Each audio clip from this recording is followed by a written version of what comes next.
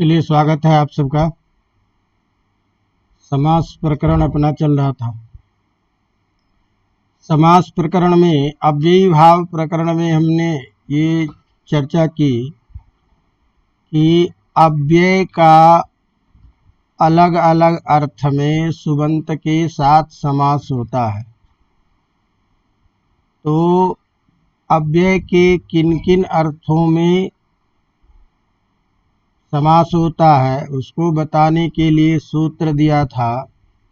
अव्ययम विभक्ति समीप समृद्धि व्यरिद्धि अर्थाभाव अत्यय असंप्रति शब्द प्रादुर्भाव पश्चात यथा आनुपूर्व योग पद्य सादृश्य संपत्ति और साकल्य अंत, इतने अर्थों में अव्यय का सुबंत के साथ समास होगा।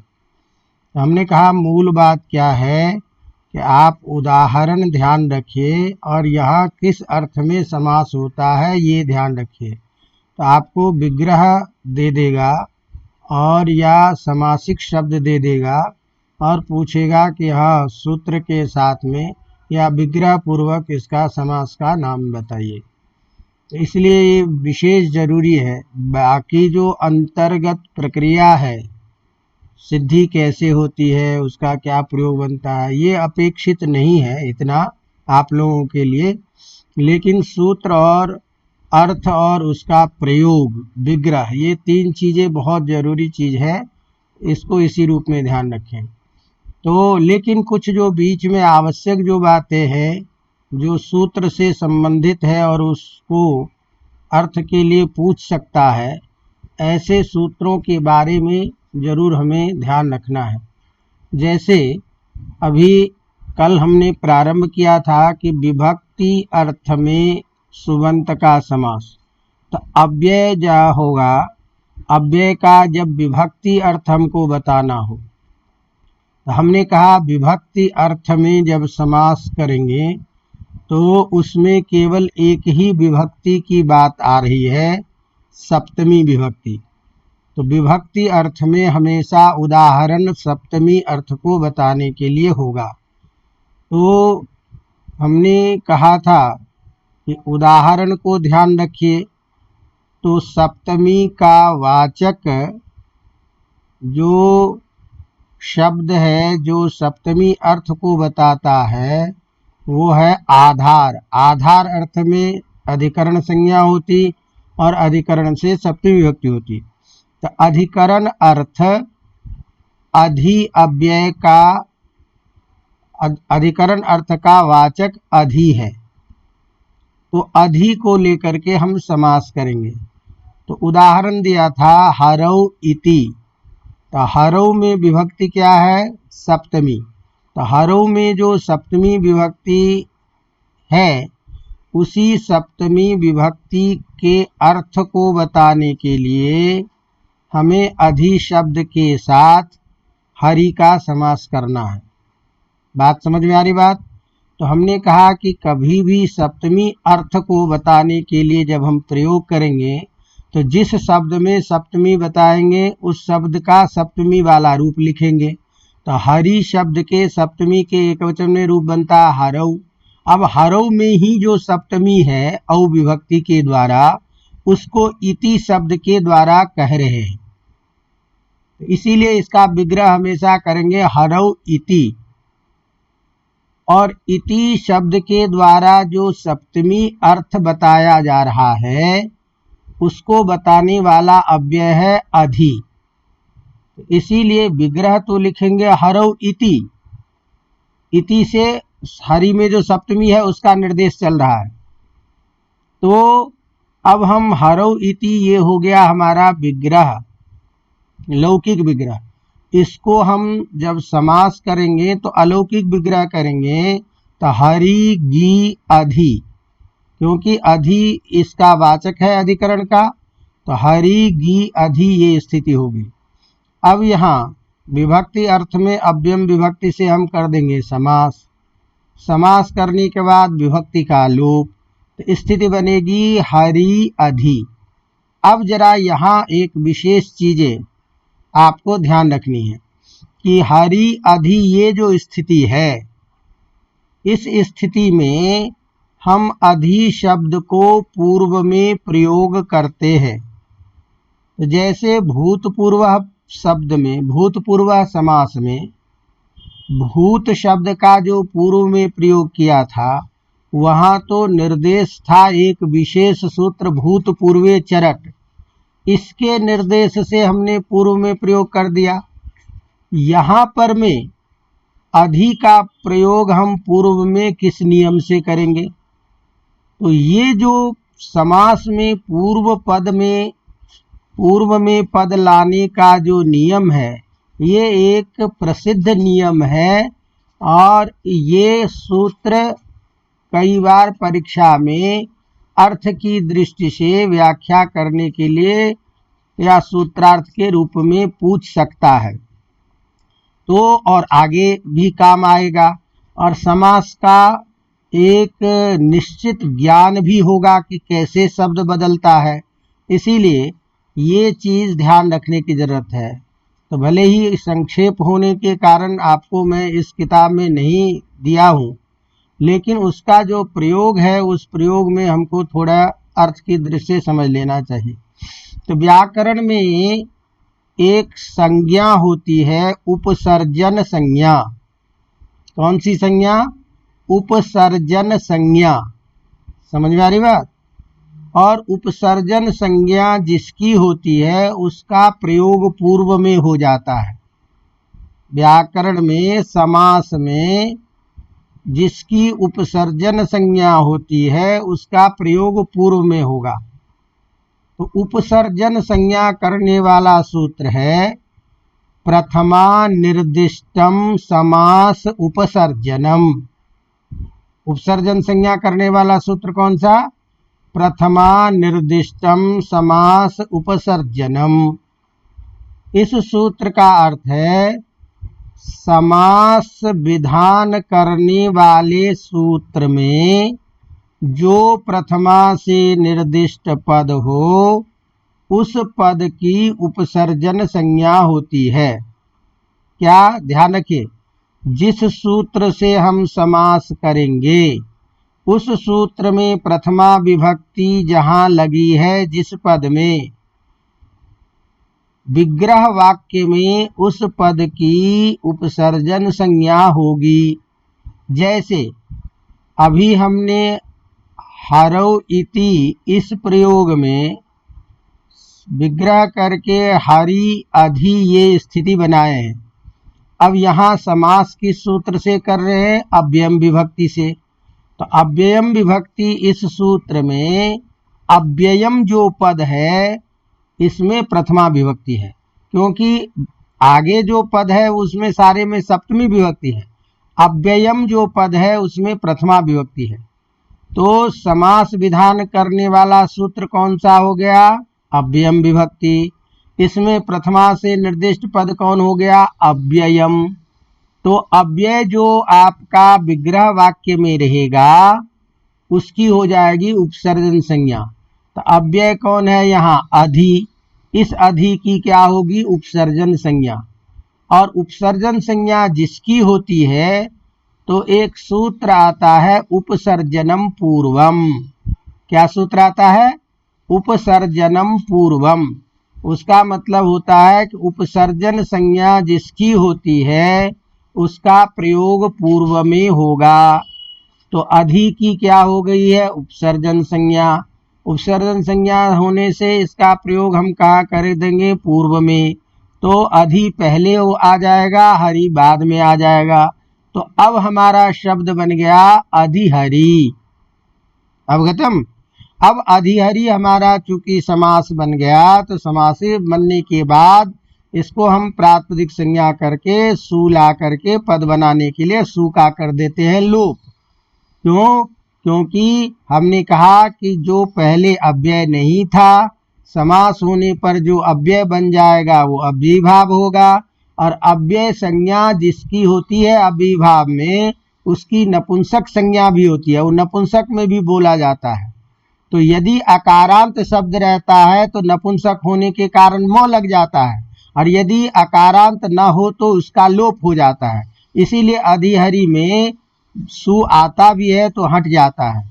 तो अधिहरि अब हमने इसलिए ये प्रयोग बताया कि जितने भी आगे हम प्रयोग पढ़ेंगे सब में यदि हम उपसर्ग को पूर्व में लाएंगे तो पूर्व में लाने का नियम यही है, उपसर्जनम पूर्वम, और उससे पहले उपसर्जन संज्ञा होगी प्रथमा निर्दिष्टम उपसर्जनम से। तो चूंकि समास का प्रकरण है तो समास विधायक सूत्र का जब अर्थ उदाहरण लिखने के लिए परीक्षा में पूछ दे और मान लीजिए उसमें प्रथमा निर्दिष्टम समास उपसर्जनम पूछ दे तो हमको ये बताना है कि प्रथमा निर्दिष्टम समास उपसर्जनम ये सूत्र समास विधान करने वाला जो सूत्र है उसमें प्रथमा से निर्दिष्ट पद की उपसर्जन संज्ञा करता है और जिसकी उपसर्जन संज्ञा होती है उसका प्रयोग पूर्व में होता है, जैसे हरो इति और अधिहरि प्रयोग बन जाता है। अवगतम? इस तरह से अब कोई दिक्कत नहीं है, सीधे सीधे अर्थ अपने को ध्यान में रखना है। तो अब समीप अर्थ का उदाहरण दे रहा है कृष्णस्य समीपम। तो कृष्णस्य समीपम, समीप अर्थ का वाचक कौन हो गया? उप। तो समास करेंगे किसको लेकर के? उप को लेकर के। तो पहले तो विग्रह करेंगे कृष्णस्य समीपम और जब समास करेंगे तो समीप का वाचक उप आ जाएगा। तो कृष्ण उप और उप का पूर्व प्रयोग होकर के प्रयोग बन जाएगा उपकृष्णम। इसी तरह से एक उदाहरण से हम कई उदाहरण बना सकते हैं। तो उपनगरम, उपजयपुरम, उपचर्म इत्यादि। तो हमको एक उदाहरण से केवल विग्रह ध्यान में रख करके इसी आधार पर स्वयं विग्रह करना है और अन्य शब्दों को समास करना है। अब इसी तरह से अगला अर्थ है समृद्धि। तो समृद्धि अर्थ में जब हम समास करेंगे तो ध्यान रखिए समृद्धि का वाचक अव्यय है सु। समृद्धि को बताने वाला जो अव्यय है वो सु है। तो हम जिसकी समृद्धि बताएंगे उसमें सु लगा करके प्रयोग कर देंगे। जैसे हम कहते हैं मद्रानाम समृद्धि, मद्र देश वालों की समृद्धि, ये बताना है। तो यहाँ मद्रानाम में विभक्ति क्या हो जाएगी? षष्ठी। तो हम करेंगे मद्र आम और समृद्धि का वाचक कौन आ जाएगा? सु। अब इस सु की फिर विभक्ति लोप हो करके सु का प्रयोग कहाँ चला जाएगा? पूर्व में। तो क्या बनेगा प्रयोग? सुमद्र, और सुमद्र अकारांत हो जाने से म लगा देंगे तो प्रयोग क्या बनेगा? सुमद्रम। नगरानाम समृद्धि सुनगरम, धनानाम समृद्धि सुधनम, ज्ञानानाम समृद्धि सुज्ञानम इत्यादि हम कोई भी प्रयोग बना लेंगे। इसी तरह से व्यरिद्धि, व्यरिद्धि का मतलब क्या है? रिद्धि जिसकी खत्म हो गई है। रिद्धि माने ऐश्वर्य, रिद्धि माने ऐश्वर्य, इस ऐश्वर्य जिसका खत्म हो, तेज जिसका खत्म हो उसको बोलेंगे व्यरिद्धि। अब व्यरिद्धि का वाचक अव्यय है दुर। व्यरिद्धि का वाचक अव्यय कौन है? दुर। तो दुर जो होगा उसके साथ में हम समास करेंगे, लेकिन विग्रह वाक्य में वही बोलेंगे व्यरिद्धि। जैसे हमने कहा यवना नाम व्यरिद्धि, यवनों का व्यरिद्धि। तो व्यरिद्धि का वाचक कौन हो गया? दुर। यवन शब्द के साथ समास कर रहे हो तो विग्रह जो लिखेंगे यवना नाम। चूंकि हम अब हमको अलौकिक विग्रह से इतना काम नहीं है आईएएस की परीक्षा में, तो विग्रह समझ लीजिए, प्रक्रिया आप समझ में आ गई है, इसको सीधे पूर्व प्रयोग करते चलिए। तो लेकिन अर्थ इसलिए ध्यान रखिए कि उदाहरण बहुत प्रसिद्ध सब रहता है तो उदाहरण पूछता है। तो विग्रह करेंगे यवनानाम वृद्धि और वृद्धि का वाचक ध्यान रखेंगे दुर। दुर को पहले ले आएंगे, स्थिति बनेगी दुर्यवन। दुर्यवन अकारांत होने से सुम हो जाएगा दुर्यमनम, दुर्यवनम। इसी तरह से अर्थाभाव। तो अर्थाभाव का मतलब हुआ किसी चीज का अभाव बताना। किसी चीज का अभाव जहाँ बताया जाएगा वहाँ पर में भी हम समास करेंगे अव्यय का। तो कहीं भी हम जब प्रयोग करेंगे तो जिसका अभाव बताएंगे उसी को हमको बताना होगा। तो जैसे हम उदाहरण दे रहे हैं मक्षिका नाम अभावः। क्या है? मक्षिका नाम अभाव। यहाँ मक्खी भी नहीं है तो किसका अभाव बता रहे हैं? मक्षिका नाम।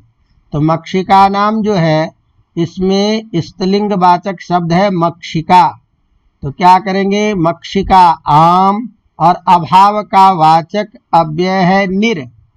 अभाव अर्थ को बताने वाला अव्यय कौन है, निर।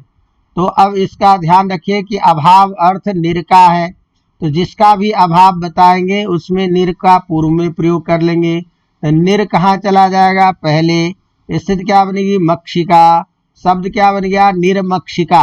अब ध्यान रखो, चाहे शब्द अकारांत हो चाहे आकारांत हो, दोनों का परिवर्तन अ ही रहता है, माने आ भी अ ही में बदलता है। कारण क्या होता है कि जहाँ ध्यान में रखिए कि आकारांत कोई भी शब्द है तो दो काम होता है, या तो उपसर्जन संज्ञक शब्द रहेगा कोई, और या स्त्री रहेगा, स्त्रीलिंग शब्द रहेगा, तो उसको हरस हो जाता है हमेशा।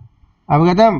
तो यहाँ मक्षिका क्या है, आ है ना, वो आकारांत है, स्त्रीलिंग है, इसलिए हरस हो जाएगा, शब्द क्या बन जाएगा, निर्मक्षिक। और निर्मक्षिक का अकारांत होने से सु अम्ला ले आएंगे तो क्या बनेगा, निर्मक्षिकम। तो अभाव अर्थ का वाचक कौन हो गया, निर्मक्षिक। इसी तरह से हमने यदि कहा, मान लीजिए विघ्नानाम अभावः, तो क्या बनेगा, निर्विघ्नम। विघ्नानाम अभावः निर्विघ्नम। अवगतम।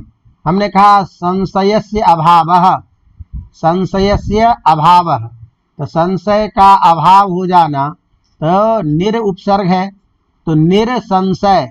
अब ध्यान दीजिए आगे स है, इसीलिए संधि प्रकरण में बता चुका हूँ, खर प्रत्याहार का वर्ण बाद में रहने पर र को विसर्ग हो जाता है, तो स्थिति क्या बन जाएगी, निसंशयम। अवगतम। तो संशय से अभावः निसंशयम, जनानाम अभावः निर्जनम। अवगतम। इसी तरह से अब अगला अर्थ है अत्यय। अत्यय कहते हैं ध्वंस को। अत्यय किसे कहते हैं, अत्यय का मतलब होता है ध्वंस, खत्म।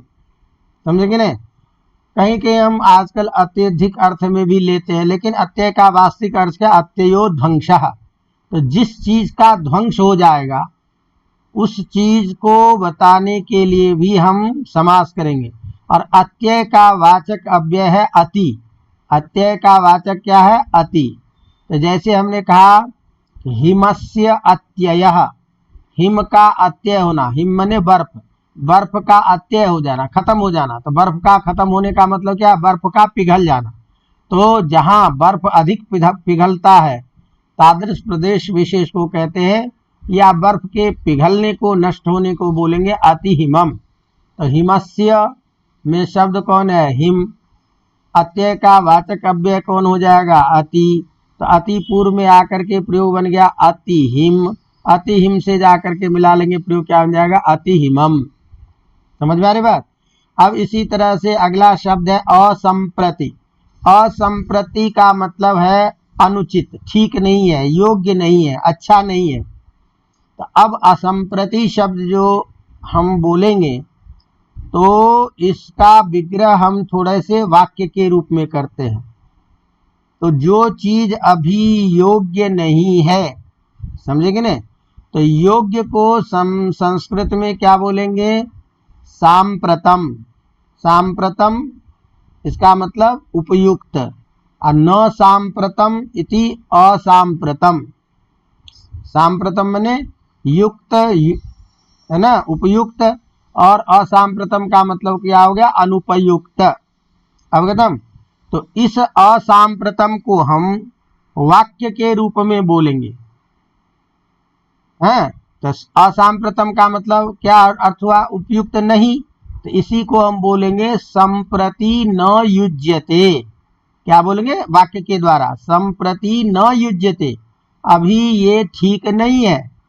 तो जो चीज अभी ठीक नहीं होगी उसके साथ में हम इस शब्द का प्रयोग करेंगे। तो जैसे हमने कहा कि निद्रा संप्रति न युज्यते, निद्रा संप्रति न युज्यते, सोना अभी ठीक नहीं है, अभी सोना उपयुक्त नहीं है। सोना का मतलब ये मत समझना कि सोना अभी 50,000 हो गया है तो ये सोना, शयन करना अर्थ है, शयन करने वाला सोना। अवगतम।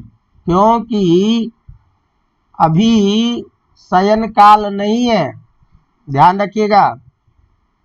कब कब नहीं सोना चाहिए ये शास्त्र निषेध करता है। अवगतम? क्या क्या चीज मनुष्य को ध्यान रखना है, उसके लिए एक बहुत सुंदर श्लोक आता है जो शरीर से संबंधित है, शरीर की क्रिया में। कुचैलिनम दंतमलोपधारिणम बह्वाशिनम निष्ठुरभाषिणम च सूर्योदये चास्तमिते शयानम विमुंचति श्री यदि चक्रपाणि। कपड़ा गंदा पहने, फटा हुआ हो कोई मतलब बात नहीं है, लेकिन कुचेलिनम गंदे कपड़े, साफ नहीं हो। दंतमलोपधारिणम दांत साफ नहीं हो। तो कुचेलिनम दंतमलोपधारिणम जो गंदा कपड़ा पहने, दांत साफ नहीं करे। बह्वासिनम बहुत खाना खाए, कम खाओ बार बार खाओ, ये नहीं कि एक ही बार बैठ गया तो 3 दिन का एक साथ ही खा लेते। बह्वासिनम और निष्ठुर भाषिनम से, वाणी में निष्ठुरता, वाणी में कोई सरलता न हो। तो ऐसे जो जो करने वाले हैं। और सूर्योदये चास्तमिते शयानम, सूर्य के उदय के समय जो सोए और सूर्यास्त के समय जो सोता है, ये समय शयन से निषेध है। तो यदि ये सारे काम भगवान विष्णु स्वयं भी करें तो विमुंचति श्री यदि चक्रपाणि। यदि भगवान विष्णु भी करते हैं तो लक्ष्मी वहां रहना पसंद नहीं करती है, लक्ष्मी छोड़ के चल देती है। तो यहाँ जो प्रसंग अभी चल रहा था कि संप्रति न युज्यते, अभी शयन करना ठीक नहीं है। क्या शयन करना ठीक नहीं है? निद्रा। तो जो चीज ठीक नहीं है उसको बता रहे हैं। तो निद्रा शब्द को हम समास करेंगे अनुपयुक्त वाचक असांप्रतम वाचक जो अव्यय होगा उसके साथ। तो असांप्रतम इस शब्द का वाचक अव्यय, ध्यान रखिए, भी अति है। तो अति के इस अर्थ में भी समास हो गया। तो ध्यान रखिए, अभी हमने अत्यय अर्थ में भी अति का प्रयोग पढ़ा था, अभी हम असांप्रतम अर्थ में भी प्रयोग कर रहे हैं। तो सनिद्रा संप्रति न युज्यते, इस वाक्य में हम करेंगे निद्रा का अति के साथ समास। अति आ जाएगा, पूर्व में स्थिति क्या बन जाएगी? अति निद्रा, और अति निद्रा आकारांत होने से हरस हो जाएगा, प्रयोग क्या बन जाएगा? अति निद्रम। तो अब आपको ज्ञान के लिए इतना भी ध्यान रखिए, कई बार इस तरह का प्रयोग होगा जहाँ एक ही उपसर्ग के अलग अलग अर्थ है। तो एक उपसर्ग के अलग अलग अर्थ क्या होते हैं ये भी ध्यान में रह जाए। तो अति का हमने देखा अत्यय भी अर्थ है, अति का यहाँ देख रहे हैं हम असांप्रतम भी अर्थ है। इसी तरह से कई उपसर्ग के कई अर्थों में प्रयोग होगा। तो आपको इसलिए उदाहरण में ये विग्रह जब तक ध्यान नहीं रहेगा तो अर्थ में अंतर पता नहीं चलेगा, क्योंकि सामासिक शब्द में तो वही शब्द रहेगा, अव्यय वही रहेगा, अति रहे तब भी। तो अति हिमम में क्या अंतर है और अति निद्रम में क्या अंतर है, ये आपको विग्रह से ध्यान में चलेगा, इसीलिए विग्रह जरूरी है। अवगतम? तो अत्यय असंप्रति। अब इसके बाद हो गया शब्द प्रादुर्भाव। शब्द प्रादुर्भाव का मतलब किसी शब्द से जो कुछ अर्थ उत्पन्न होता है उसको बोलते हैं शब्द प्रादुर्भाव। तो शब्द से निकलने वाला अर्थ, तो जैसे हमने कहा हरि शब्दस्य प्रकाशः, तो हरि शब्द का प्रकाश माने हरि जो शब्द है उस शब्द का जो अर्थबोध है ज्ञान, समझे न? तो हरि का प्रकाश क्या चीज है? हरि की कृपा, हरि से प्राप्त बल इत्यादि। तो हरि शब्द से प्रकाश, इस अर्थ में हम विग्रह करेंगे। और इस प्रकाश अर्थ का वाचक शब्द से निकल रहा है, तो हरि शब्द से निकल रहा है, इसलिए उस अर्थ को बताने के लिए अव्यय का प्रयोग करते हैं इति।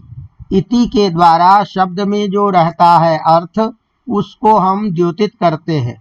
तो किस शब्द को कर रहे हैं? हरि से। इसीलिए शब्द प्रकाश का वाचक शब्द कौन है? हरि। तो हरि का इति के साथ समास करेंगे तो इति पूर्व में आ जाएगा, तो प्रयोग क्या बन जाएगा? इति हरि। तो हम विग्रह क्या ध्यान रखें? हरि शब्द से प्रकाश इति हरि। हमने कहा मान लीजिए धर्म शब्द से प्रकाश, तो क्या बोलेंगे? इति धर्मम। ज्ञान शब्द से प्रकाश इति ज्ञानम। तो जिस शब्द का हम अर्थ बोध करेंगे उसमें इति लगा करके प्रयोग कर लेंगे। अवगतम। इसी तरह से अत्यय शब्द प्रादुर्भाव आगे आ गया पश्चात। पश्चात मैंने पीछे, तो पीछे अर्थ का वाचक अव्यय है अनु। तो अनु शब्द का प्रयोग करते हुए हम प्रयोग करेंगे। जैसे देखो हम कहते हैं विष्णोः पश्चात, विष्णु के बाद। तो यहाँ बाद अर्थ का वाचक कौन है? अव्यय अनु। तो जिसके बाद हम अर्थबोध करेंगे उसके साथ समास होगा। तो विग्रह में हमने क्या बोला? विष्णोः षष्ठी में। तो कोई भी शब्द होगा जिसके बाद आपको अर्थबोध करना है उसका विग्रह आप इसी तरह से षष्ठी में करेंगे। तो हम मूल शब्द क्या बच गया? विष्णु। और विष्णु के पहले क्या लगा देंगे? अनु। इससे क्या बन गए? अनु विष्णु। अब अनु विष्णु उकारांत है इसीलिए कुछ भी नहीं लगाएंगे, तो सीधा अनु विष्णु का अनु विष्णु रहेगा। अवगतम। इसी तरह से कोई भी प्रयोग, जैसे हमने कहा पदानाम पश्चात, पदों के बाद अर्थबोध होता है, तो क्या बोलेंगे? अनुपदम। पदानाम पश्चात इति अनुपदम, रथानाम पश्चात इति अनुरथम। तो जिसके बाद अर्थबोध करना हो उसमें हम पहले अनु लगा करके प्रयोग करेंगे, बाद में वो शब्द रख देंगे। अवगतम। अब इस तरह से पश्चात के बाद आ गया यथा के अर्थ में समास। तो यथा अव्यय है। अब ये चीज यहाँ थोड़ा ध्यान रखिए, परीक्षा की दृष्टि से प्रश्न पूछता है, कई बार पूछना चाहिए, नहीं पूछता अलग बात है। तो यथा के अर्थ में अव्ययीभाव हम समास करते हैं। यथा के अर्थ में किसमें हम समास करते हैं? यथा के अर्थ में। तो यथा के अर्थ में जब हम समास करते हैं तो यथा के क्या अर्थ हैं, यथा शब्द के कितने अर्थ हैं, ये महत्वपूर्ण चीज है। और कई बार पूछ देता है कि अच्छा बताइए अव्ययीभाव समास में यथा के अर्थ में समास होता है, तो यथा के क्या अर्थ हैं ये बताइए। तो यथा के 4 अर्थ हैं, ध्यान रखिएगा। यथा के 4 अर्थ: योग्यता, वीप्सा, पदार्थानतिवृत्ति और सादृश्य। यथा के कितने अर्थ? योग्यता, वीप्सा, पदार्थानतिवृत्ति और सादृश्य। तो यथा के इन चारों अर्थों में समास होगा। तो अब चारों अर्थों में समास होगा तो हमको ये ध्यान रखना है इतना, भाई समास तो हम एक जैसे बना लेंगे सब जगह, लेकिन केवल इतना ध्यान रखना है कि ये 4 अर्थ यथा शब्द के हैं और यथा शब्द के द्वारा हमको इसको करना है। तो हम जो भी योग्यता या विप्सा अर्थ बोलेंगे वहाँ अर्थ तो डायरेक्ट आ जाएगा, लेकिन ये सब ये अर्थ किसका है? यथा का, ये ध्यान रखना है। तो पहला अर्थ क्या है? योग्यता। योग्यता का मतलब होता है किसी शब्द में रहने वाला जो शब्द का अर्थ है, ताकत है, जो उसमें शक्ति है, उसको बोलते हैं योग्यता। अवगतम। तो जैसे हमने कहा रूपस्य योग्यम, क्या बोलेंगे? रूपस्य योग्यम, रूप के योग्य। तो योग्य शब्द दे करके हम योग्यता बता रहे हैं, समझेंगे ना? अर्थात ये अपने अनुरूप काम करता है, माने जैसा इसका स्वरूप है ऐसा काम करता है। तो उसमें रहने वाली जो योग्यता है उस योग्यता को हम बताते हैं, या काम की योग्यता को बताते हैं। जैसा कार्य है, यथा कार्यम है तदनुरूपम कार्यम करोति, उसी के अनुरूप कार्य करता है। तो अनुरूप का अर्थ क्या हो गया? योग्यता। अवगतम। तो अनु शब्द के द्वारा यहाँ योग्यता अर्थ बताएंगे। अब आप ध्यान रखिए, अभी हमने अनु का अर्थ पश्चात भी बताया था, तो हमको यदि विग्रह में ध्यान नहीं रहेगा तो हम कैसे पता करेंगे? तो जब समास पढ़ लेते हैं, पूरा ज्ञान हो जाता है, प्रयोग कर लेते हैं, तब तो समासिक शब्द सुन करके भी जो पता है जिसको वो पकड़ लेता है कि हाँ इस अर्थ में समास है। लेकिन जिसको अभी प्रारंभ में ये ज्ञान नहीं है तो समासिक शब्द देख करके उसको पता होने में दिक्कत है। इसीलिए विग्रह बहुत जरूरी है। आप लोगों को ज्ञान रखना कि विष्णु पश्चात हम विग्रह करेंगे तो पश्चात से समझ जाएंगे कि अनु का अर्थ वहाँ पश्चात है। यहाँ हमने कहा रूपस्य योग्यम, तो योग्यता अर्थ को अनु बता रहा है। तो विग्रह से अनु के क्या क्या अर्थ है ये पता चलेगा। तो अब यहाँ रूप के साथ में हम योग्य अर्थ को बताने के लिए कर रहे हैं। तो शब्द है रूप, उसके पीछे प्रयोग कर देंगे अनु का, क्या बनेगा अनुरूप। अनुरूप से सु लाओगे, सु को हम कर दोगे, क्या बन जाएगा अनुरूपम। अवगतम। गुणानाम योग्यम अनुगुणम, धर्मानाम योग्यम अनुधर्मम, कुलानाम कुलस्य योग्यम अनुकुलम। अवगतम। इस तरह से सारे समास बना लेंगे। तो एक तो यथा का अर्थ था योग्यता, योग्यता का वाचक अव्यय है अनु, इसको लेकर के आपने समास किया अनुरूपम इत्यादि। दूसरा अर्थ है वीप्सा। वीप्सा का मतलब है किसी चीज को बार बार कहना, क्रिया की आवृत्ति का नाम है वीप्सा। और वीप्सा अर्थ को बताने के लिए अव्यय है प्रति। वीप्सा अर्थ को बताने के लिए क्या है प्रति। तो जैसे मान लीजिए हमने कहा दिनम दिनम, दिनम दिनम इति, तो दो बार दिन दिन का प्रयोग किए। तो यहाँ दो बार क्यों लिखे हैं, क्योंकि क्रिया की आवृत्ति होती है, शब्द की आवृत्ति होती है, किसी शब्द को बार बार कहना। तो दो बार कहने का मतलब क्या हुआ, बार बार उच्चारण हुआ, एक से अधिक हो गया। तो जिस चीज का उच्चारण हम बार बार कर रहे हैं, जिस चीज में विप्सा अर्थ बताना चाहते हैं, तो समास करते समय में एक ही शब्द लिया जाएगा, क्योंकि उसी शब्द का विप्सा अर्थ है। लेकिन विप्सा अर्थ का वाचक जो अव्यय होगा उसके साथ समास होगा। तो विप्सा अर्थ का वाचक कौन है, प्रति। इसीलिए प्रति का दिन के साथ समास कर लेंगे। तो दिन बाद में आ जाएगा, प्रति का प्रयोग पूर्व में कर लोगे, क्या बनेगा प्रतिदिन, और बन जाएगा प्रतिदिनम। तो दिनम दिनम इति प्रतिदिनम, या दिने दिने इति प्रतिदिनम, वर्षम वर्षम इति प्रतिवर्षम, मासम मासम इति प्रतिमासम। अवगतम। धर्मम धर्मम इति प्रतिधर्मम, ग्रामम ग्रामम इति प्रतिग्रामम इत्यादि कोई भी सारे प्रयोग बना सकते हैं। अवगतम। इसी तरह से अब तीसरा अर्थ है यथा का पदार्थानतिवृत्ति। पदार्थानतिवृत्ति का मतलब होता है कि जितनी सामर्थ्य हो, जितनी क्षमता है, उसी के अनुरूप काम करना, उसका अतिक्रमण नहीं करना। तो पदार्थानति अतिवृत्ति मैंने अतिक्रमण कर देना, और अनतिक्रम्य का मतलब क्या हुआ, उसी के अधीन रहना। अरे जितनी चादर उतने ही पैर फैलाओ, जितनी शक्ति है उसी के अनुरूप काम। अवगतम। तो यहाँ पर में अतिक्रमण जहाँ नहीं किया जाएगा, तो उस अर्थ को बताने के लिए उसी को बोलेंगे पदार्थ का अनतिक्रम्य। अवगतम। तो जैसे हमने कहा शक्तिम अनतिक्रम्य, शक्ति का जो अतिक्रमण न करे, जितनी शक्ति है उसके आधार पर काम करता है। अवगतम। तो इस अनतिक्रम्य, अतिक्रमण नहीं करना, इस अर्थ का वाचक अव्यय है यथा। क्या है, यथा।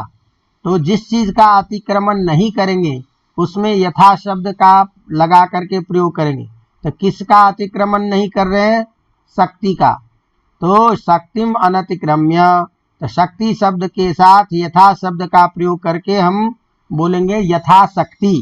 तो यथाशक्ति का मतलब क्या हो गया, जितनी शक्ति है उतनी, उतने अनुरूप काम कर रहे हैं। तो हम कभी भी बोलेंगे तो विग्रह इसी तरह से करना पड़ेगा, शक्तिम अनतिक्रम्य, है ना। जैसे हमने कहा धर्मम अनतिक्रम्य, तो द्वितीय विभक्ति लगा करके हम प्रयोग कर रहे हैं, क्योंकि अनतिक्रम्य में लेप प्रत्यांत होने से कर्म है, इसीलिए बोलेंगे। जैसे शक्तिम में द्वितीय लगाया, तो कोई भी शब्द को प्रयोग रखेंगे तो विग्रह द्वितीय में ही करेंगे। तो शक्तिम अनतिक्रम्य यथाशक्ति, है ना। धर्मम अनतिक्रम्य इति यथा धर्मम, बुद्धिम अनतिक्रम्य, जितनी बुद्धि है उतनी बात कर रहा हूं, तो क्या बोलेंगे यथा बुद्धि, यथा ज्ञानम, है। तो ज्ञानम अनतिक्रम्य इति यथा ज्ञानम, रुचिम अनतिक्रम्य इति यथा रुचि। अवगतम। इस तरह से मतिम अनतिक्रम्य इति यथा मति। तो इस तरह से अनतिक्रम्य अर्थ में भी समास होता है और अनतिक्रम्य अर्थ का वाचक अव्यय कौन है? यथा। अवगतम। आगे है सादृश्य अर्थ में समास। तो सादृश्य का वाचक अव्यय है सह। सादृश्य का अर्थ वाचक क्या है? सह। समझ में आ रही बात की नहीं? तो सह शब्द का प्रयोग जहां भी करेंगे, जिसके साथ सादृश्य अर्थ बताएंगे, उसमें क्या हो जाएगा? समास। अवगतम। तो यहाँ देखिए उदाहरण है हरेह सादृश्यम। क्या प्रयोग है? हरेह सादृश्यम। अवगतम। तो यहाँ हरि के साथ, अब यहाँ सादृश्य का वाचक हमने अव्यय क्या बताया? सह सह। सह सह ये वाचक है, सादृश्य का वाचक है सह। समझेंगे ना? तो हम कहेंगे हरे सादृश्यम। तो हरे में क्या विभक्ति है? षष्ठी। तो क्या बनेगा? हरिगस। आगे सादृश्य, सादृश्य का वाचक कौन होगा? सह। तो ध्यान देना यहाँ बार बार जो कह रहा हूं, सह सह। तो अब हरि और सह ये प्रयोग हो गया। सह का प्रयोग करेंगे कहाँ? पूर्व में। तो सह हरि ये स्थिति होगी। क्या स्थिति होगी? सह हरि। अवगतम। अब यहाँ एक विशेष नियम आ रहा है, इसीलिए मैं बता रहा हूँ, जो इसमें नहीं है लेकिन आपको बताना जरूरी है। हमने क्या कहा? सह आगे हरि ये स्थिति बनेगी, क्योंकि सादृश्य का वाचक अव्यय कौन है? सह। ये सादृश्य का वाचक अव्यय है। तो सादृश्य का वाचक जो अव्यय है सह, आगे हरि। अब यहाँ प्रयोग हम क्या बना रहे हैं? सहरि। प्रयोग क्या बना रहे हैं? सहरि। लेकिन अव्यय कौन है? सादृश्य का वाचक सह। तो सह जो है इसका प्रयोग स कैसे हो गया?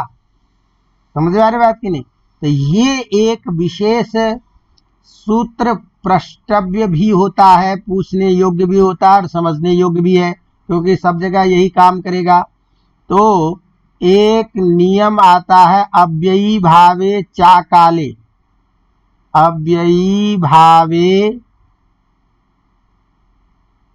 चा काले, च अकाले, अलग अलग करके लिख देता हूं।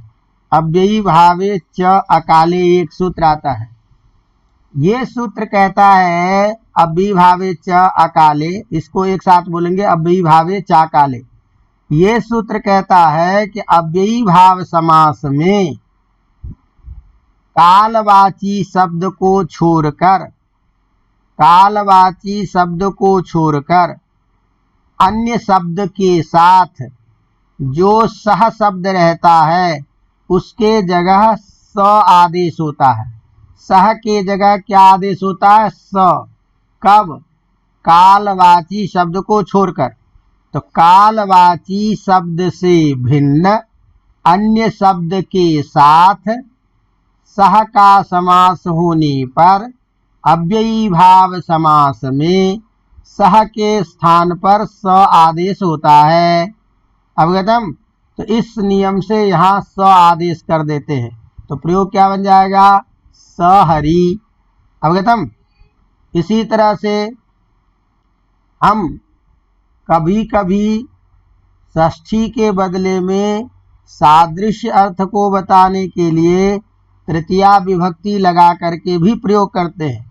जैसे हम बोलेंगे गुणेन सादृश्यम, तो गुणेन में तृतीया विभक्ति है, तो षष्ठी और तृतीया दोनों लगा करके हम बात कर सकते हैं विग्रह सादृश्य अर्थ में। और सादृश्य का वाचक वही क्या होगा? सह। सह के जगह वही परिवर्तन होगा स। अवगतम। तो गुणेन सादृश्यम इति सगुणम, गुण सहित बोलेंगे ना सगुणम, बात समझे? धर्मेन सादृश्यम इति सधर्मम, ये भी बोलेंगे। कर्मणः सादृश्यम या कर्मणा सादृश्यम इति सकर्म, कर लेंगे। इस तरह से सादृश्य के वाचक आपको ध्यान रखना है सह और सह के शब्द में समास होता है। इस तरह से अभी आपने चार अर्थ जो पढ़े योग्यता, वीप्सा, पदार्था, नतिवृत्ति और सादृश्य ये यथा के अर्थ में समास हैं। इसीलिए हम इसको एक साथ ये भी कह सकते हैं यथा अर्थ में समास हुआ है। लेकिन परीक्षा में अलग अलग प्रयोग यदि आपको पूछता है तो यहाँ किस अर्थ में समास, अनुरूपम में, तो योग्यता अर्थ में समास, ये अलग अलग अर्थ बताना है। अवगतम कर लेंगे। इसी तरह से अब देखिए अगला अर्थ है योगपद्य। योगपद्य माने युगपद, एक साथ। तो एक साथ अर्थ को बताने के लिए भी अव्यय है सह। अब ध्यान दीजिएगा, सह का अर्थ अब क्या है, युगपद, एक साथ भी अर्थ है। तो जिसके साथ में, जिसके एक साथ बोध करेंगे उसमें भी सह लगा करके प्रयोग करेंगे। जैसे हम बोलेंगे चक्रेन युगपत, चक्रेन युगपत माने चक्र के साथ। तो इस अर्थ में भी चक्रेन में विभक्ति क्या है, तृतीया। युगपद वाचक अव्यय कौन है, सह। तो स्थिति क्या बनेगी, सह चक्र। फिर इसी नियम से अव्ययी भावे चाकाले से सह के जगह क्या आदेश हो जाएगा, स। स्थिति क्या बनेगा, सचक्र। सचक्र बनने के बाद सचक्रम। रथेन युगपत इति सरथम, रथेन युगपत। तो हम बार बार इसलिए आपको प्रयोग कर रहे हैं कि आप विग्रह पे ध्यान दीजिए और उसका प्रयोग। तो यहाँ युगपद अर्थ का भी वाचक कौन हो गया आपका, सह। अवगतम। इसी तरह से आगे एक पहले और छूट गया पूर्व में, आनुपूर्व। आनुपूर्व का मतलब होता है क्रमिक, क्रमानुसार। तो क्रम से इस अर्थ को बताने के लिए भी अनु उपसर्ग आता है। अनु उपसर्ग के द्वारा प्रयोग होता। अब अनु का देखो पहले भी अर्थ पढ़ा था दो जगह, ये तीसरा अर्थ आ गया आनुपूर्व अर्थ। आनुपूर्व का मतलब है क्रमिक, जिसके क्रम से आप अर्थबोध करेंगे। तो जैसे हम बोलेंगे ज्येष्ठस्य आनुपूर्वे न, ज्येष्ठ माने बड़े, जैसे बड़े हैं उस क्रम से कार्य करना, उस क्रम से किसी चीज को बताना। तो हम क्या बोलेंगे, अनुज्येष्ठम। तो ज्येष्ठस्य आनुपूर्वेन, आनुपूर्व का मतलब क्या है, जैसे जैसे जो बड़े हैं उसके आधार पर। तो प्रयोग क्या बनेगा, अनुज्येष्ठम। समझ में आ रही बात। वृद्धस्य आनुपूर्वेन, जैसे जैसे बुजुर्ग हैं उस क्रम से रखिए। तो क्या बोलेंगे, अनुवृद्धम। समझ में आ रही बात। इस तरह से बालानाम आनुपूर्वेन अनुबालम। समझ में आ रही बात कि नहीं। तो इस तरह से आनुपूर्व का मतलब हुआ क्रमिक, जिस क्रम से आपको बताना होगा उस शब्द में पहले अनु लगा करके आप प्रयोग कर लेंगे। अवगतम। इसी तरह से अगला अर्थ आ गया संपत्ति। संपत्ति अर्थ में तो जिसकी संपत्ति हम बताएंगे। अब ध्यान देखिए, संपत्ति का वाचक अव्यय भी है सह। संपत्ति का वाचक अव्यय भी क्या है, सह। अब उदाहरण छत्राणाम संपत्ति, छत्र की जो संपत्ति है, छत्र माने क्षत्रिय, क्षत्रिय की जो संपत्ति है उसको बोलेंगे सछत्र। तो यहाँ छत्राणाम ये करेंगे, संपत्ति का वाचक अव्यय क्या हो जाएगा, सह। स्थिति क्या बनेगा, सह छत्र, और सह के जगह स आदेश, क्या हो जाएगा, सछत्रम। अवगतम। पांडवानाम संपत्ति ही सपांडवम। अवगतम। इसी तरह से अगला अर्थ है साकल्य, संपूर्ण, संपूर्ण। अब यह जो साकल्य अर्थ में भी जो समास होता है उसका भी विग्रह हम वाक्य के रूप में करते हैं।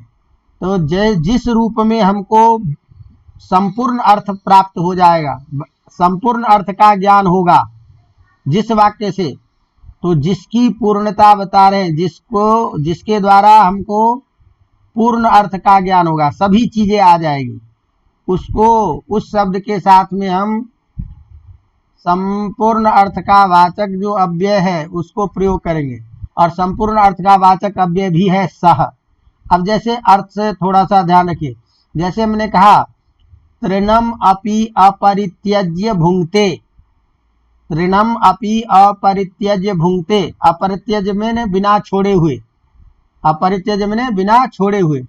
तो तिनके को भी बिना छोड़े हुए खाता है, अर्थात तिनका भी नहीं छोड़ता है। तो तिनका भी नहीं छोड़ता है, इसका मतलब क्या है? तिनका खा लेता है? नहीं, कुछ भी नहीं छोड़ता है। तो तृणम अपि अपरित्यज्य, भाई जितना दिया खाने के लिए सब कुछ खा लिया, कुछ नहीं छोड़ा।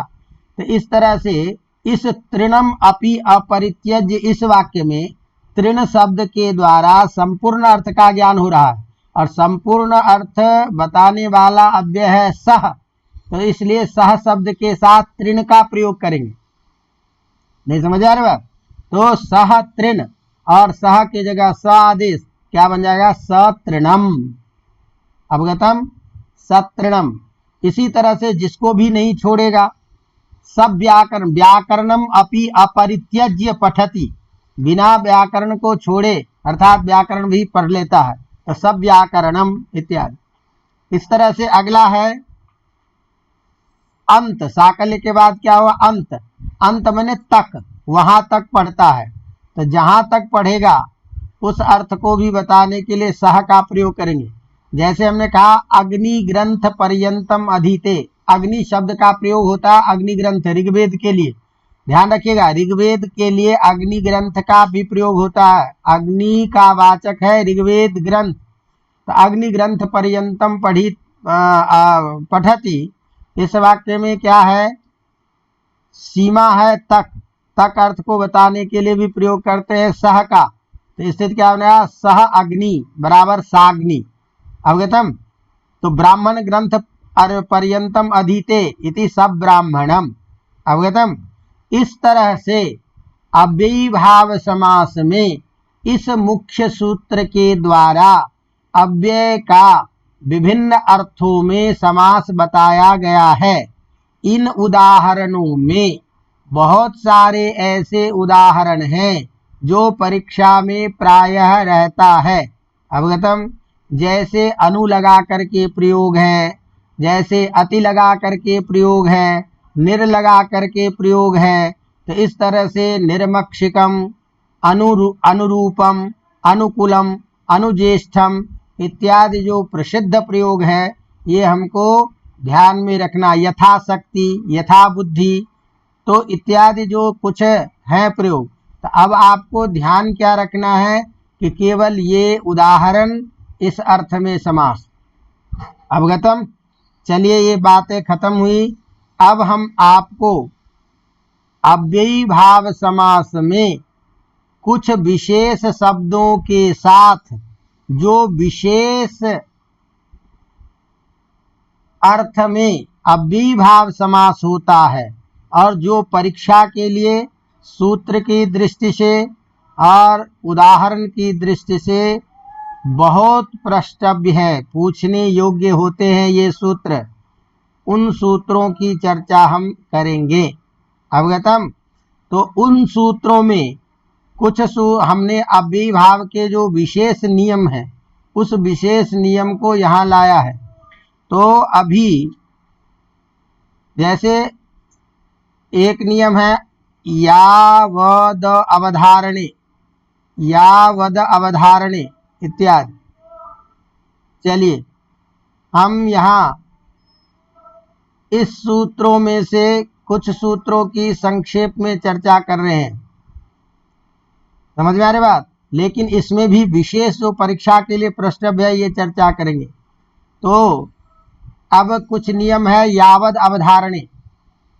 ये सब सूत्र इतना प्रश्नव्य नहीं है, दो तीन जो अभी बता रहा। अब जो कुछ सूत्र जो बहुत आवश्यक है उसकी चर्चा करेंगे इसके बाद। लेकिन अव्ययीभाव समास का है, इसलिए ऐसे अर्थ सूत्र को भी ध्यान में रखना चाहिए। तो यावद अवधारणे एक सूत्र है, ये विशेष नियम है कि यावत इस अव्यय का, यावत भी क्या अव्यय संस्कृत में, तो यावत अव्यय का जब अवधारण अर्थ होता है निश्चय करना, तो निश्चय करने अर्थ में यावत अव्यय का भी सुबंत के साथ समास होता है। अवगतम?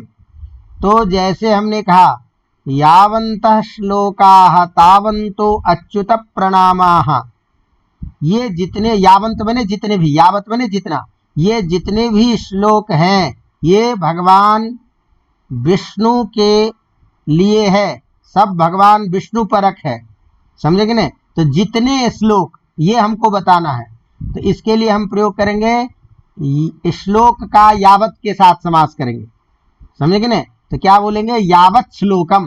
तो यावत यावंतः श्लोकाः, ये हमारा हो गया विग्रह, और इसका प्रयोग हम लोक व्यवहार में बोल चाल में अधिक करते हैं, इसीलिए ये समास ध्यान रखना चाहिए। तो हम प्रयोग करेंगे यावत श्लोकम। तो यावत श्लोकम का मतलब हुआ जितने श्लोक है। यदि हमको वाक्य में बोलना पड़ा यावंतः छात्राः, जितने भी छात्र हैं सब पढ़ने वाले हैं, तो यावंतः छात्राः ते सर्वे पढ़ने वाले हैं, पाठकाः सन्ति, अध्ययनशीलाः सन्ति, पठनशीलाः सन्ति इत्यादि। जब हम वाक्य बोलेंगे तो उस वाक्य के लिए भी ऐसे शब्द का प्रयोग करेंगे। तो यावत के बाद में क्या है, श्लोक, समझेंगे ना। अब श्लोक है तो यहाँ आप लोगों को भगवान की दया से संधि पढ़ाया था, लेकिन ये कोई जरूरी नहीं है कि पहले जो पढ़ा दिया वो याद ही रहे।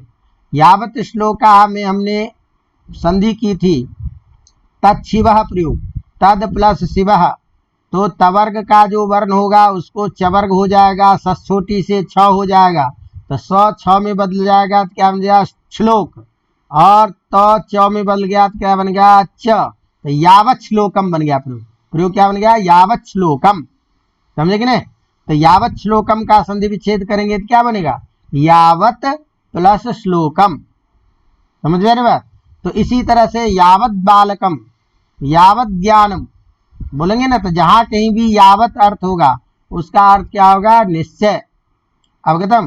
तो अब आपको इस सूत्र से केवल क्या ध्यान रखना है, यावत अव्यय का भी समास होता है अवधारण अर्थ में, निश्चय अर्थ में, अवगतम। इसी तरह से अब अगला नियम दे रहा है सूप प्रतिना मात्रार्थे, सूप प्रतिना मात्रार्थे, सुप माने सु ये जो है, और प्रति क्या सु और प्रति, इस अर्थ में मात्रार्थे सु और प्रति इस उपसर्ग का मात्रा अर्थ में, मात्रा माने परिमाण, अवगतम, उस अर्थ में लेश अर्थ को बताने के लिए भी सुबंत के साथ समास होगा। तो जैसे हमने कहा शाकस्य लेशः, लेश माने नाम मात्र था, खाने में सब्जी नाम मात्र थी, नाम की ही सब्जी थी नहीं, तो शाकस्य लेशः इति शाक प्रति। तो यहाँ प्रति शब्द बाद में है, ध्यान रखना। तो जहाँ प्रति शब्द बाद में रहेगा वहां समझ जाना कि यहाँ मात्रा अर्थ है शाक प्रति, अवगतम। तो मिष्टान्न प्रति, भोजने मिष्टान्न प्रति आसीत, तो मिष्टान्न प्रति मैंने मिष्टान्न का केवल नाम ही था नहीं कुछ, अवगतम। इसी तरह से एक नियम है अप परि बहि अंचवः पंचम्याः, माने अप शब्द, परि शब्द, बहि शब्द, समझेंगे न, और अंचु है उत्तर पद में जिसके, तो अंचु एक बार पढ़ा चुका हूँ दिशावाची शब्द से, तो इतना ध्यान रखिए कम से कम तीन अप परि और बहि इन उपसर्ग का भी क्या है पंचम्यंत शब्द के साथ समास होगा। तो अपविष्णोः क्या अर्थ होगा अपविष्णोः, तो विष्णोः अप, अवगतम।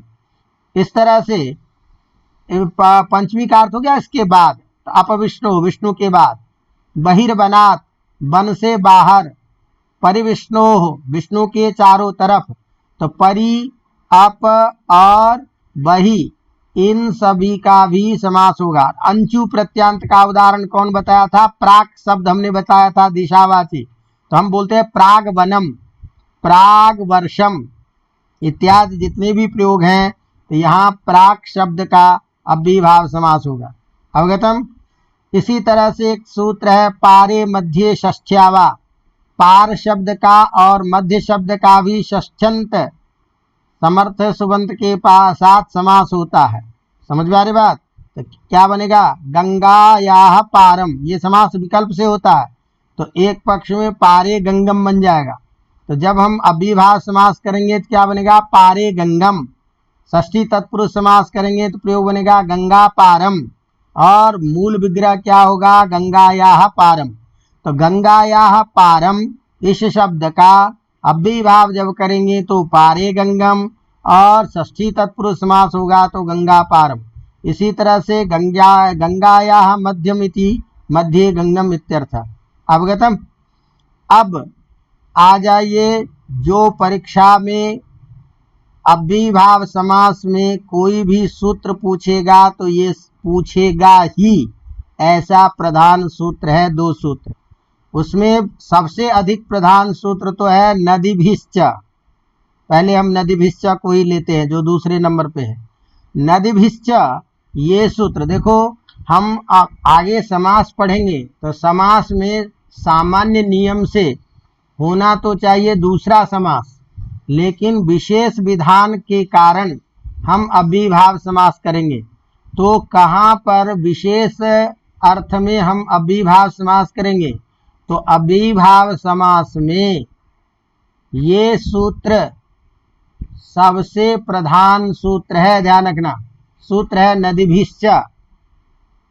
तो इसका अर्थ है कि हमने कहा कि संख्यावाची शब्द के प्रयोग में सामान्य रूप से द्विगु समास होता है।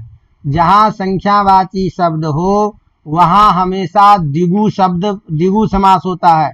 त्रिलोकम है ना, तो त्रिलोकम इत्यादि शब्द में सब जगह द्विगु समास होता है जहाँ भी संख्यावाची शब्द हो। लेकिन यहाँ विशेष विधान कर रहे हैं कि नहीं, नदीवाचक शब्द के साथ यदि संख्यावाची शब्द का प्रयोग हो तो अव्ययीभाव समास होता है। नदीवाचक शब्द के साथ संख्यावाची शब्द का समास अव्ययीभाव समास कहलाता है। अवगतम। तो नदीभिश्च सूत्र का क्या अर्थ है, नदीवाचक शब्द के साथ संख्यावाची शब्द का समास होता है। एक चीज विशेष बात इसमें जरूर ये है कि नदीवाचक शब्द का जो संख्यावाची शब्द का समास होगा, समाहारे चायम इष्यते, ये समाहार अर्थ में ही होता है, अर्थात समूह अर्थ बताने में ही होगा।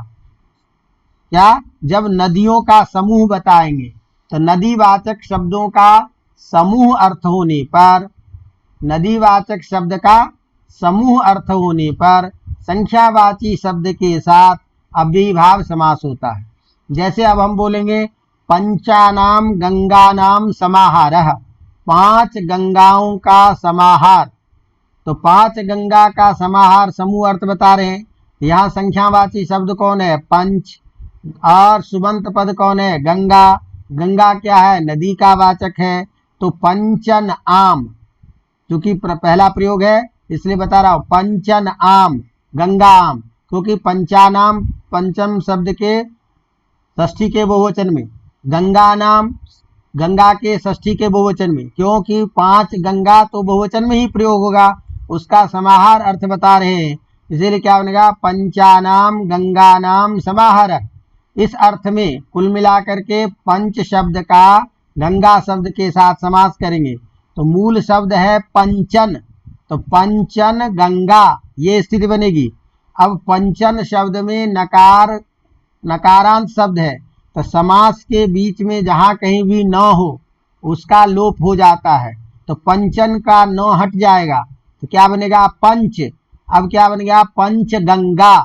और चूंकि अव्ययीभाव समास है तो हमने कहा अव्ययीभाव समास में आकारांत भी अ में बदल जाता है, और अकारांत होने से अंत में म लग जाएगा, तो प्रयोग क्या बन जाएगा, पंचगंगम।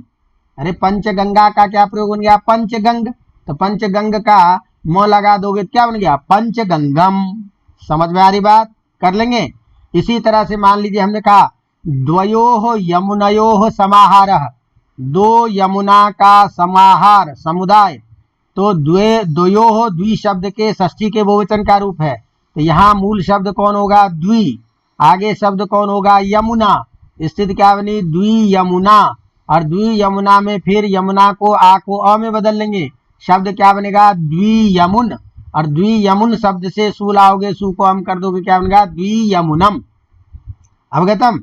इसी तरह से मान लीजिए हम प्रयोग करते हैं सप्तगंगम, तो सप्तानाम गंगानाम समाहार, तो सप्तन और गंगा, फिर नौ का क्या हो जाएगा? लोप। स्थिति क्या बनेगी? सप्तगंगा। सप्तगंगा का क्या बन जाएगा? स्थिति बनेगी सप्तगंगम। बात समझ में आ रही बात? तो ये एक विशेष सूत्र है कि संख्यावाची शब्द का नदीवाचक शब्द के साथ समास होता है। अवगतम। अब और इसका एक विशेष नियम और है, ध्यान रखिए। जो संख्यावाची शब्द का ही विशेष अर्थ में अव्ययीभाव बता रहा है, और वो सूत्र है संख्यावंश्येन। क्या अर्थ है? संख्यावंश्येन। ध्यान रखना, वंश, इसका अर्थ है वंशवाचक शब्द के साथ संख्यावाची शब्द का भी समास होता है।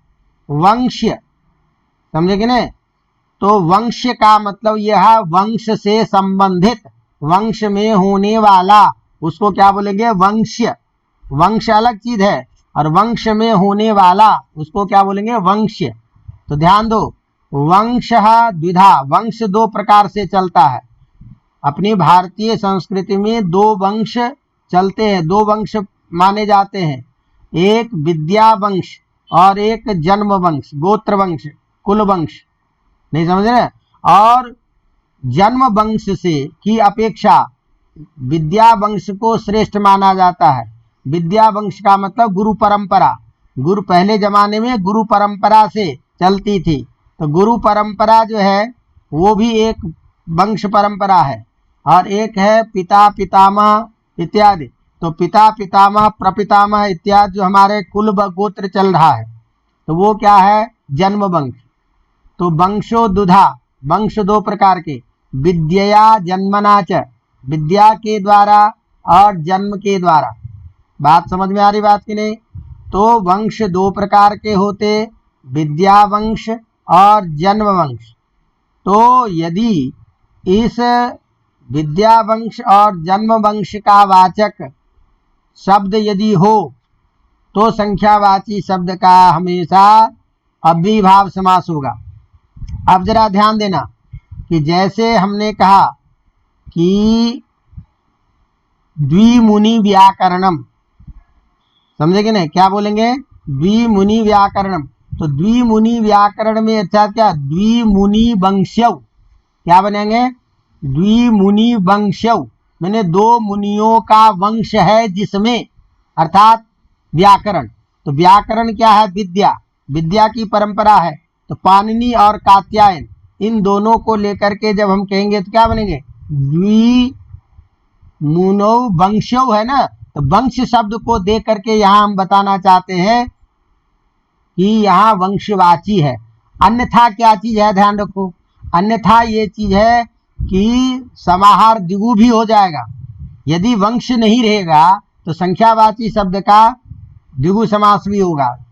तो इस बात को बताने के लिए कि यहाँ अव्ययी भाव है, इसीलिए वंश्यव दे दिया, और चूंकि ये विद्या वंश है, इसको बताने के लिए ब्रैकेट में व्याकरण दे दिया।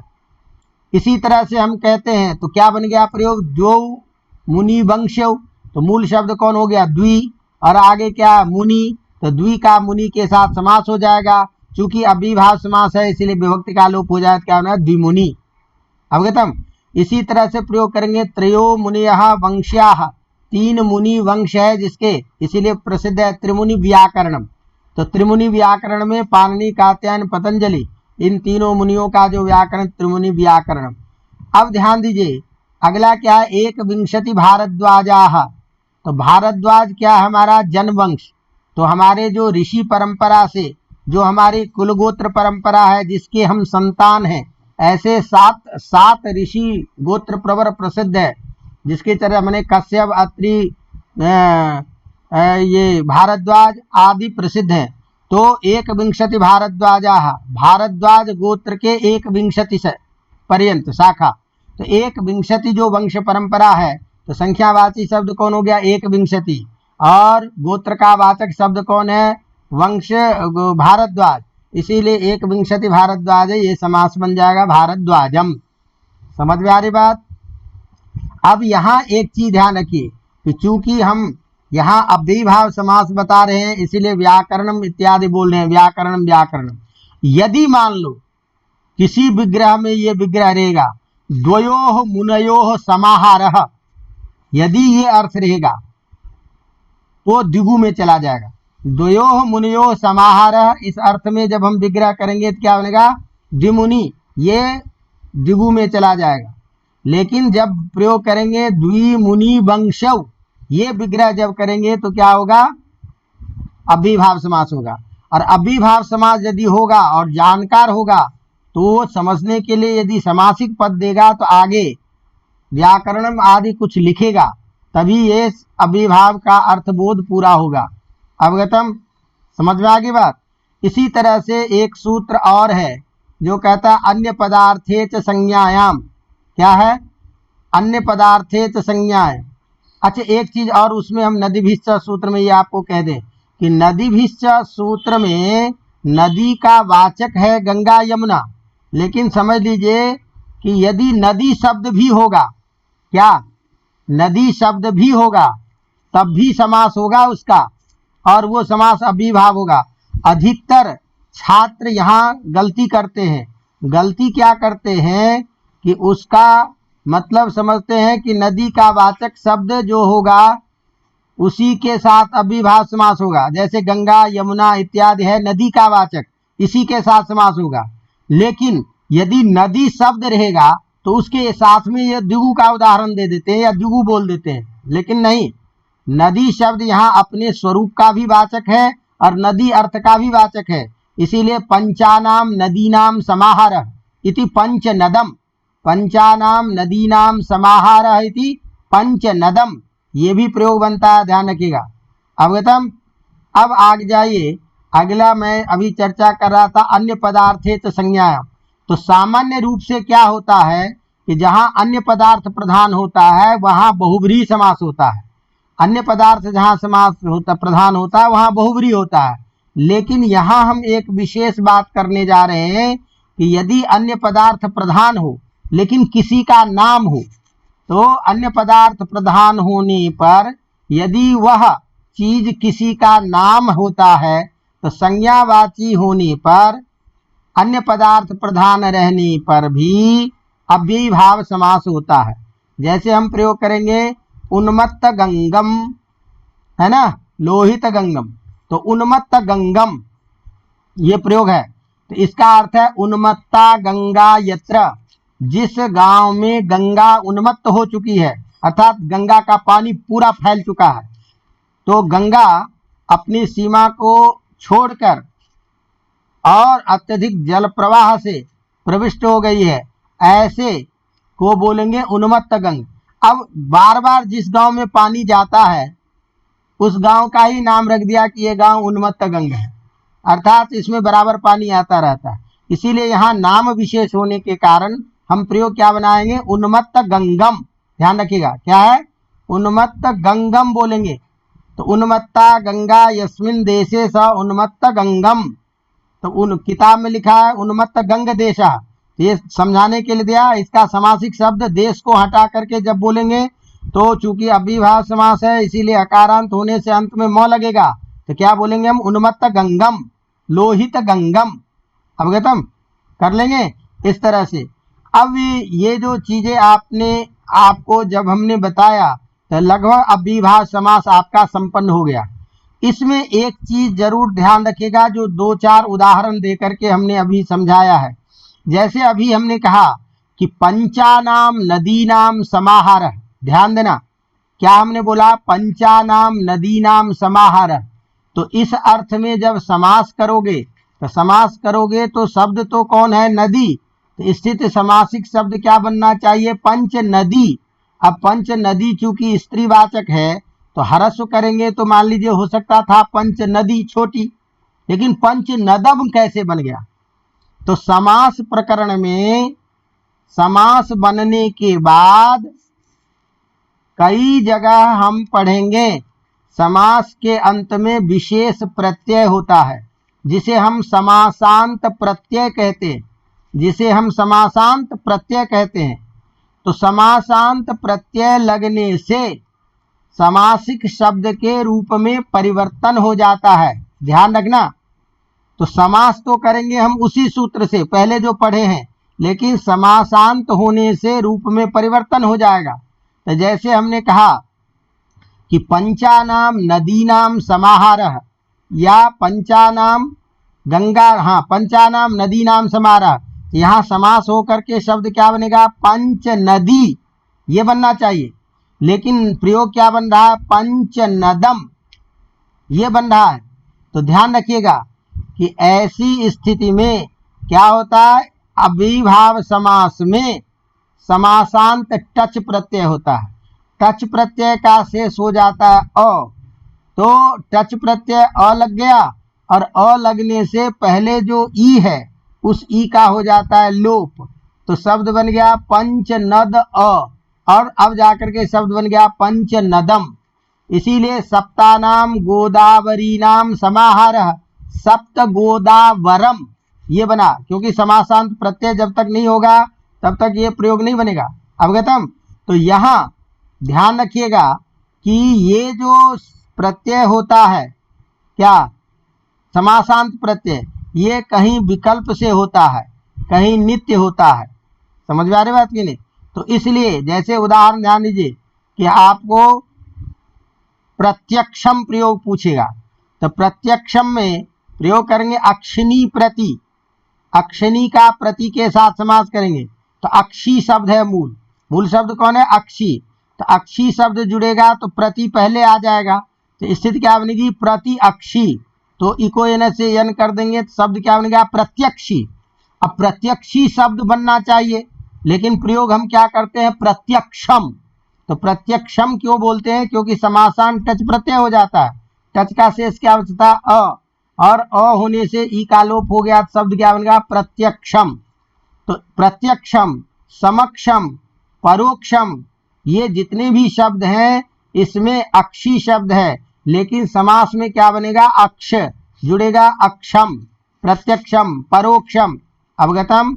इसी तरह से ये जो समासान टच प्रत्यय है ये कहीं विकल्प से होता है। जैसे उदाहरण के तौर पर कि यदि नपुंसक शब्द है तो विकल्प से, जैसे चर्मनः समीपम, तो समीप अर्थ में हम समास क्या करते हैं, अव्ययम विभक्ति से समीप अर्थ में समास। तो चर्मन शब्द नकारांत है, तो नकारांत होने से क्या बनेगा, उपचर्मन, समास होकर के क्या बनेगा, चर्मनः समीपम, समीप का वाचक कौन हो गया, उप का चर्मन के साथ समास करोगे क्या प्रयोग बनेगा, उपचर्मन, उपचर्मन बनेगा। अब उपचर्मन शब्द से प्रथमा के एक वचन में यदि नपुंसक करेंगे तो बनना चाहिए केवल प्रयोग उपचर्म, लेकिन उपचर्म भी बनता है और उपचर्मम भी बनता है। तो उपचर्मम कैसे बनता है, क्योंकि यहाँ विकल्प से जब टच प्रत्यय हो जाता है तो टच प्रत्यय का शेष बचेगा अ, स्थिति बनेगी उपचर्मन प्लस अ, और चर्मन में जो अन है वो हट जाएगा और चर्म हलंत बन गया और प्रत्यय का अ जुड़ गया, तो क्या बन गया, उपचर्म। उपचर्म अब बन गया अकारांत शब्द, और अकारांत जहाँ उपचर्म शब्द बन गया वहां आप क्या लगाते हैं, शब्दमस्त जगह अकारांत होने से म, तो स्थिति क्या बनेगा, उपचर्मम। तो एक पक्ष में जब टच प्रत्यय होगा तो प्रयोग क्या बनेगा, उपचर्मम, और जब नहीं बनेगा तो क्या बनेगा, उपचर्म। इसी तरह से जैसे हम प्रयोग करेंगे गिरेह समीपम, गिरी के पास, तो दो रूप बनते हैं, उपगिरी भी बनता है और उपगिरम भी बनता है। समझ में आ रहा है? समिधा समीपम, उपसमिध, उपसम। तो समास तो उसी सूत्र से होगा, लेकिन कहीं कहीं आपको समास के अंत में यदि परिवर्तन दिखाई दे तो समझिए यहाँ समासांत प्रत्यय हुआ है। अवगतम। तो इस तरह से हमने अव्ययीभाव समास के जितने भी सूत्र थे वो हमने आपको समझाया आवश्यक दृष्टि से। इस तरह से अव्ययीभाव के उदाहरण और ये जो विशेष जो नदीवाचक संख्यावाचक शब्द का प्रयोग हमने बताया उसको आपको ध्यान में रखना है। तो इति अव्ययीभाव समास प्रकरणम संपन्नम। अब हमारा दूसरा समास प्रारंभ होगा और वो होगा तत्पुरुष, जिसकी विशेष हम चर्चा करेंगे। इसी के साथ हम आप सबसे विदा लेते हैं। धन्यवाद। फिर कल मिलेंगे अगले तत्पुरुष समास के साथ।